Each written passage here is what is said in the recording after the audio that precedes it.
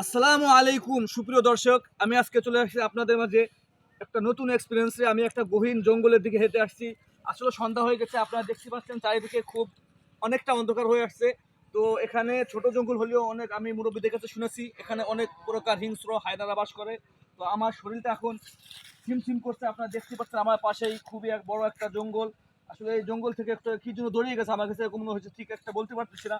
তার পাশেই দেখবেন, এই যে দেখেন হিন্দুদের শ্মশান ছিল এক সময়, প্রাচীন শ্মশান। এখানে দেখেন অনেকগুলো ছায়ের স্তূপ পড়ে আছে। আসলে এই সমস্ত জায়গা আসলে প্রত্যেকটা মানুষের গা ছিমছিম করে করার কথা। আমার শরীরটাও, মানে আমি কথা বলতে পারছি না, ভয়ে আতঙ্কে আমি ভিতর থেকে ভেঙে পড়ছি। আমার শরীরের লোমগুলা দেখেন একবারে একটা একটা করে দাঁড়িয়ে গেছে, আমি আপনাদেরকে দেখাতে পারছি না। আসলে আমি জানি না, আমার আমার মনে হচ্ছে যে আমার লাইফের সব থেকে সুন্দর একটা এক্সপিরিয়েন্স আছে আজকের এক্সপিরিয়েন্সটা। আমি আসলে এই ধরনের জায়গা খুবই পছন্দ করি এবং আমার কাছে খুবই ভালো লাগে। এই জঙ্গলের ভিতরে আসলে আমরা ইতিমধ্যে অনেক কিছু প্রাণীর দেখা পেয়েছি আশেপাশে, যেগুলা ভয়ঙ্কর ছিল না।